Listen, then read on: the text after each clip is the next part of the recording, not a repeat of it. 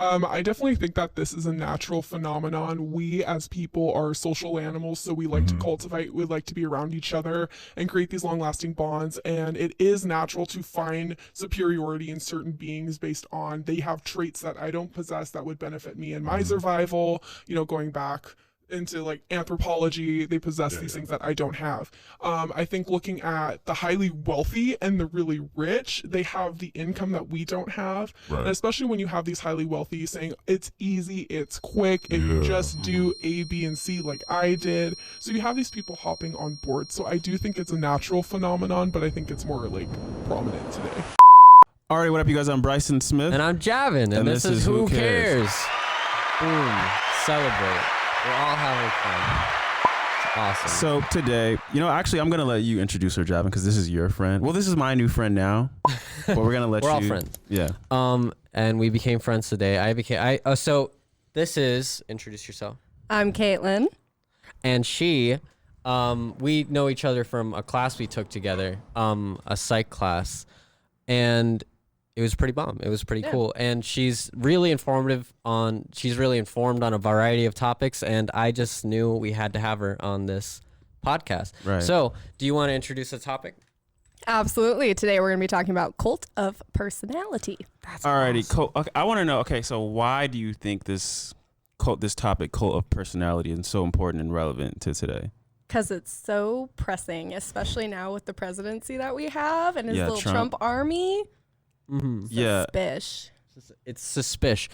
And it's suspicious. So what is a cult of personality? What is it really? Like, could you explain it in concise terms? Yeah, so we've seen cults before. Cults are essentially the following of like technically a supernatural deity. Like I forget the cult that was like we wear our white Nikes and we drink Kool-Aid, but they were hoping to catch an asteroid. Their whole thing was something is greater than us. Heaven's Gate. Oh yeah, Heaven's Gate. I know about them. Yeah. Okay. They're like something beyond us is what we're worshiping. A cult of personality. Supposedly. Yeah. Quote. They might have pulled it off. Who knows? Yeah. And then a cult of personality is kind of the opposite. You're worshiping the person in front of you. So Jonestown is a great example. Yeah. Or most of our celebrities, I was just about to say that. You read my mind. Kim Kardashian. Definitely. Well, definitely. Before you skeptics out there immediately are like, okay, well, that's just kind of normal. Consider this. There is a religion called Bahaism that is the ritual worship of Beyonce. And somebody actually... Wait, is this real? This is a real thing. I don't know about this. Super How real. dare you not buzz around the hive? Yo, I don't... The Bay Hive. I don't mess with the hive. I'm listening. Somebody sacrificed themselves to Beyonce. Wow. Yeah, it actually happened in real life. Ouch. Real thing that happened. So cult of personality is a real thing, although usually it's talked about in the context of power, specifically a figurehead of power using the people's worship of them to their political advantage. So yeah, go for it. Well, yes, what took place, that's a terrible thing, but that couldn't necessarily be Beyonce's fault. Oh, God, no. Yes, God, these no. Yeah. huge personalities that, grow these huge platforms. It's like what they do is not the actual person's fault usually. No. Beyonce didn't order this person to do that. No, they didn't. But she could have, and it would have worked. And that's really the issue. Point is, these figureheads have power over people based off of the strength of character, if you want to say. They have the charisma, they have the influence they have over people for seemingly irrational reasons.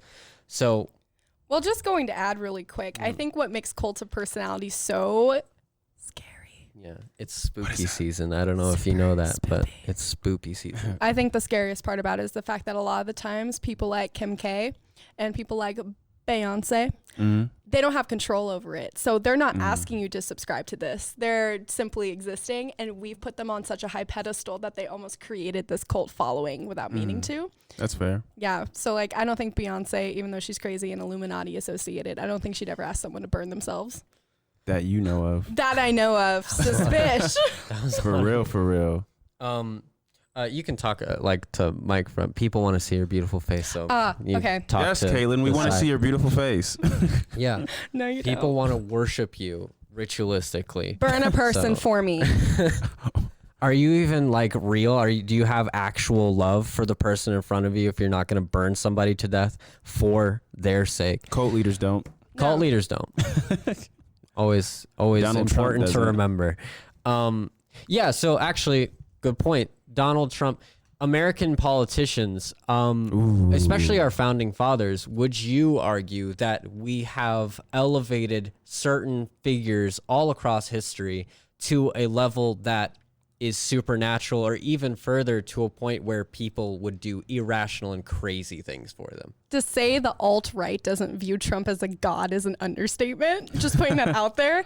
The fact that his new campaign hats are camo colored and he refers to them as his Trump army, I think in and of itself is him supporting his cult of personality. Trump army. Absolutely. Trump army. How horrifying is that? Not He's even created a like- militia. Yeah, not even like the American army or whatever, but Trump No, not army. fighting for freedom, fighting for Trump. an orange with a comb over. Like, Fighting for a freedom that we've had for years. Wouldn't you say that all of our presidents have had this cult personality? I don't know about all of them, but a lot of them. Definitely. George Washington, Andrew Jackson, Thomas Jefferson. I disagree. I think the closest we've seen to this particular instance of a cult of personality surrounding a politician specifically is Ronald Reagan. I think, again, that's another alt-right figure. Right. Reagan himself, I would argue, wasn't necessarily alt-right, but that's another figure that's held in high esteem. I would say we haven't. Obama's kind of up there as well. Yeah, But John Yeah. mentioned that earlier. I do want to say something though. What's the difference between just a regular public figure, someone who's a celebrity, and someone who could potentially be or is a cult leader, or could be like this cult personality that we're talking about? Where is the The line. defining? Yeah, the line.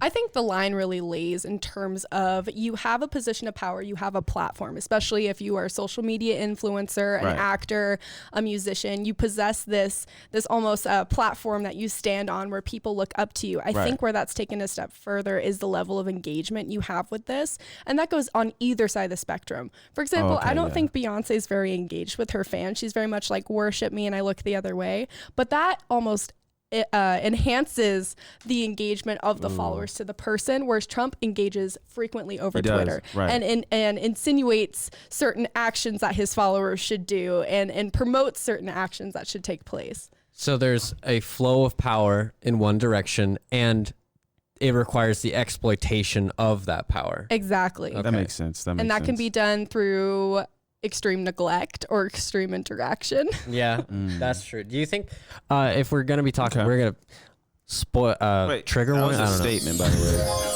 Made a statement, Caitlin. I did it. She won. You won the sweepstakes. Oh my gosh. I made the button get pushed. I'm That's excited. right. She You did got a that. whole starburst. All Oh my gosh. How There you sweet. go. I'm gonna eat this in the microphone. Make sound Just for you guys. Make sound editing awful later.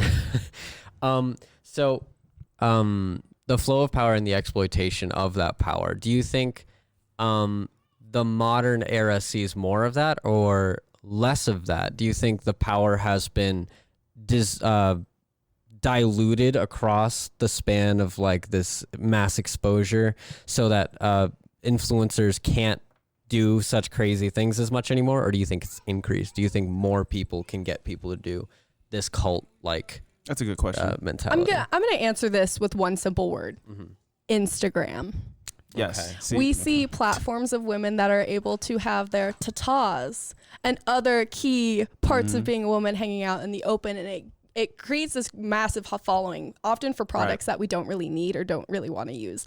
And so I think with that, especially everybody clamoring for fame these days over Right. platforms such as Instagram, Twitter, I think is a dying platform. You think at this so? point. I think so. I don't think so. Oh, I hope think so. I think I hate Twitter hope so so. goddamn much. You hope so, but I don't see that. I think Twitter's actually reached a peak where it's going to start to kind of decline over time, because I really only see the president active and James Woods. What does that tell you?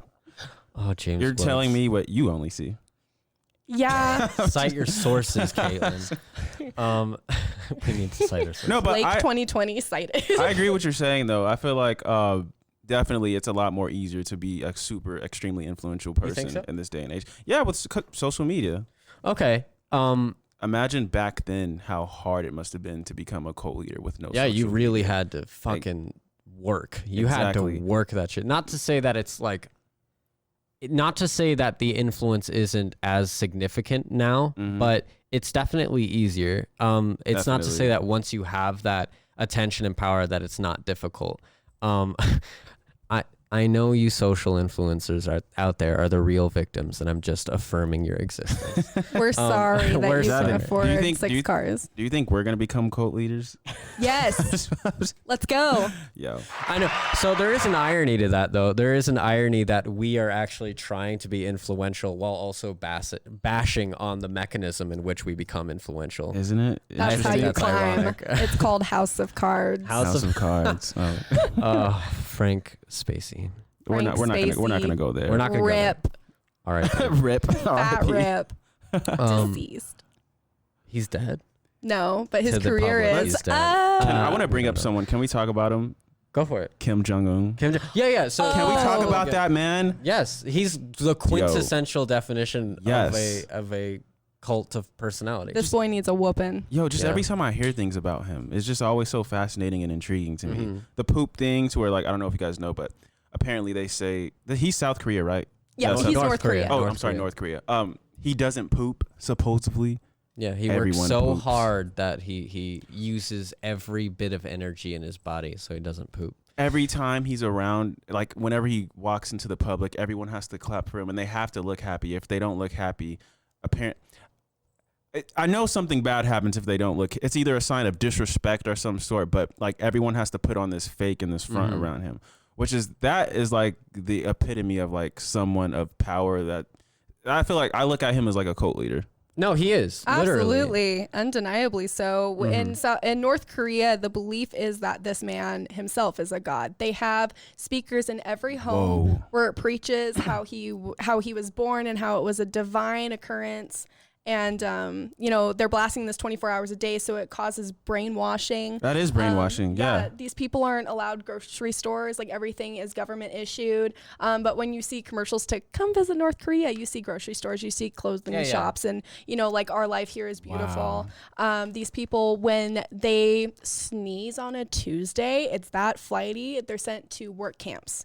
Wait, when they sneeze on a Tuesday? Yeah, I'm just making a comment of like how ridiculous it is. It could be anything from not clapping on time with the rest of the people there to if you're a part of the army and you are not as straight as they want you to be in line, you could potentially be sent to a work camp. And sometimes that means the rest of your lineage for the rest of time is sent to this work camp as well. Imagine, like, just listening to you talk and all that is crazy, but imagine the persona that must bring around someone. Like, you said that in every household they have to like listen to him talk about like imagine like when they finally do see him, like he must have this certain persona around him. Like, what does that do to someone? It makes you go crazy. It makes you go crazy. It must, right? It's similar to billionaires in this country. Right. I think once you become a billionaire, you kind of just go batshit. Yeah.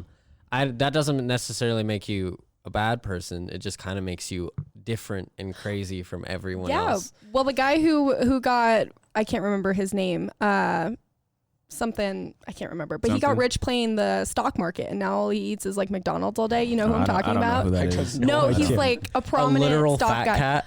Literal fat cat. Yeah, and That's he's so best funny. friends with Bill Gates. Oh my gosh. what's his Really? name? Yeah. Can I consult Google? Can I? Yeah, go ahead. Do whatever you want. I'm gonna look it up. Google's our best He's friend. best friends with a billionaire. That's so weird. Is it? Being rich is fine. Like being rich, you're at a different position in life. But Warren society Buffett still, is who I'm talking about. I Warren know Buffett. that name, but I don't Let me know. see this person. Yeah, let me Let me see pull the it up. images. I want to see who this individual is. So he got rich and he eats McDonald's all the time now? Yeah, so kind of the joke was he became a business tycoon through playing the stock market at a very young age, and his philosophy is, if you're out of money, just invest in stocks and then you'll have more money. And he's so disconnected with life because he's just accrued so much gross income. And he just spends his day like eating ketchup packets. He's weird. That happens to a lot of extremely rich people, that they just get so disconnected, because rich are the few. Yeah. Rich are the few. 1%. Yeah. Yeah. So it's like the average person is not going to act like that or be able to even. Exactly. We're just two different people. Right, which actually brings me to my next question. Do you think this cult of personality stuff do you think it's a natural mechanism that we respond to when we see these people with a lot of wealth, with attributes that we're attracted to? Do you think that is a survival tactic to acclimate to those who are more effective at managing our situation? Or do you think that it's a flaw? Do you think it's irrational and we should discourage that kind of behavior? That's a good question. I definitely think that this is a natural phenomenon. We as people are social animals, so we like to cultivate, we like to be around each other and create these long-lasting bonds. And it is natural to find superiority in certain beings based on they have traits that I don't possess that would benefit me in my survival, you know, going back into like anthropology, they possess these things that I don't have. I think looking at the highly wealthy and the really rich, they have the income that we don't have. Right. And especially when you have these highly wealthy saying it's easy, it's quick, if you just do A, B, and C like I did. So you have these people hopping on board. So I do think it's a natural phenomenon, but I think it's more like prominent today. Do you think it's a negative thing inherently, or do you? I was just gonna ask that question. I don't think it's inherently negative. It's one of those things, like I was explaining to you earlier, where it's good up into a point where it's not. Like I would love to be able to follow a simple regimen of 3 steps and be a millionaire. Like that sounds great, but when it involves, you know, hurting those I love or separating myself or walking away from the things that make me happy, like that's when it starts to teeter on the side of it's inherently negative. Okay. I agree with that. How often do you think that happens? Do you think that's common, or do you think all the time? Ouch, that's not great. All the time. Well, that makes it spooky. You're saying that being in a cult-like mentality is not only intrinsic to the human experience, but also a direct result of a direct reason for human suffering. Because man is a selfish creature, and we will do anything to better ourselves, not the whole. And that is also a natural trait that we possess. Yeah, that was. I did it. I said it. It's done. That was. You get 2 stars. I got 2, guys. I gotta be honest. You're the first guest to be given any Starburst at that. That's right. Oh my gosh. Let alone you got 2. I've got 2. I'm gonna eat them both on the mic. For you. For you. So follow my OnlyFans. Do you really have one? We'll put that in the description. Absolutely All right, not. we'll hook you up with that. No, thank you. Oh. I just eat Starburst. That's all I do. I love how immediately curious you were about that. like, yo. You were ready to subscribe. How much are you ready to pay? Hey, listen, I would have supported. Oh, well, thank you. You're a Supportive. good friend, and you're also a kinky bastard. I am. I We really support am. our guests always, no matter what. So come on down and show us your OnlyFans. So now you're saying that this is intrinsic to the human experience, meaning it's always been around. Yes. Always, since think humans so. have. Do you think other creatures are like that, or do you think we're the only ones? Absolutely. Look at monkeys. I mean, not to take it that far, but Oh, she's apes right. specifically. The silverback. Exactly. They are animals that need yeah. a family unit to survive, and that doesn't necessarily mean the nuclear unit of like mom, dad, siblings. It just means that they need this social group in order to survive. And when you analyze it, every animal beyond this has an alpha. They have a beta and they have an omega. That's how their social structure works, with the exception of the loner animals that aren't necessarily together, like, for example, cheetahs. But when they're raising their young, there is that hierarchy as well. And I think looking at this is just an inflated version of having such a hierarchy in nature. Inflated. Do you think that's okay? So, for example, humans have a tendency to recognize faces to to an irrational degree. It hasn't necessarily caused us problems, but it is to the point where we recognize faces in trees where we don't really need to. There's a name it's for not that. necessary for our I forget survival. what it's called. Yeah, that's a fight or flight response. It's as well. anthropomorphism, something like Yeah. that. It Yeah. is?